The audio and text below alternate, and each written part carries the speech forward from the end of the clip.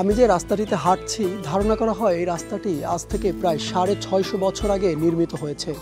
ইতিহাসবিদদের মতে বর্তমান বাগেরহাট বা প্রাচীন খলিফাতাবাদ থেকে এই রাস্তাটি প্রায় চট্টগ্রাম পর্যন্ত বিস্তৃত ছিল।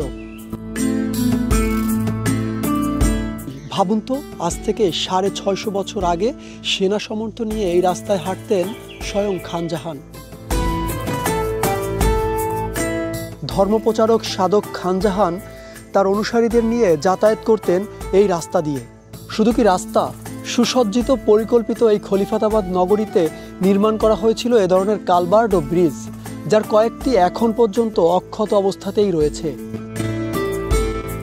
সুন্দরবনের কোলঘেঁষা ও কৃষি নির্ভর হওয়ায় এই সব কালভার্টের নিচে রাখা হয়েছিল পানি নিষ্কাশনের সুব্যবস্থা। এই রাস্তা এবং কালভার্টের নির্মাণ শৈলী দেখলেই বোঝা যায় এটি কতটা পরিকল্পিত এবং দক্ষতার সাথে তৈরি। আমি এখন হেঁটে যেখান থেকে আসছি তার দুই পাশে আপনারা দেখতে পাচ্ছেন দুটি স্থাপনা, একটু রাস্তা থেকে উঁচু। এই ধ্বংসস্তূপ দুটি আসলে গেটের। মেন যে ফটকটি ছিল খান জাহানের বসতভিটায় ঢোকার, সেই ফটকের মুখেই এখন আমি দাঁড়িয়ে রয়েছি। ভাবতে অবাক লাগে, এই যে ধ্বংসস্তূপ দেখছেন এটি ছিল এই রাস্তার একটি ফটক, যে ফটক থেকে প্রবেশ করার পরে কিছু দূর সামনে গিয়েই পড়তো খান জাহানের বসতভিটা। এই বসতভিটায় এই ফটক থেকে খান জাহান তার অনুসারীদের নিয়ে প্রবেশ করতেন। শুধু কি ফটক, ফটকের আশপাশে ছিল এ ধরনের ছোট ছোট ওয়াচ টাওয়ার, যেগুলোর উপরে নিরাপত্তারক্ষীরা নজরদারি করত 24 ঘন্টা। হাঁটতে হাঁটতে চলে এলাম অক্ষত থাকা রাস্তার শেষ প্রান্তে। আর রাস্তার এই প্রান্তে রয়েছে খান জাহানের বসতভিটার ধ্বংসাবশেষ। 60 গম্বুজ থেকে উত্তর দিকে মাত্র 300 মিটার দূরে এই স্থানটি খান জাহানের বসতভিটা নামে সুপরিচিত। সুবিশাল এই এলাকায় একসময় ছিল খান জাহানের বসতভিটা।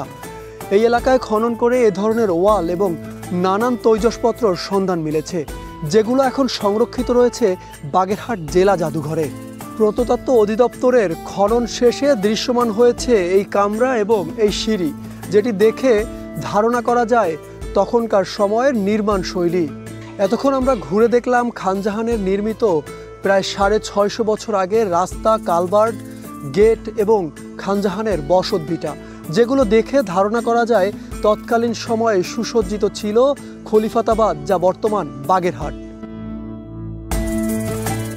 আর সুসজ্জিত পরিকল্পিত এই খলিফাতাবাদ নগরীর প্রতিষ্ঠাতা ছিলেন খান জাহান। আর খান জাহানের বিভিন্ন স্থাপনা এখনো মাথা উঁচিয়ে দাঁড়িয়ে রয়েছে এই বাগেরহাটের বুকে। সাকিব হাওলাদার, RTV, বাগেরহাট।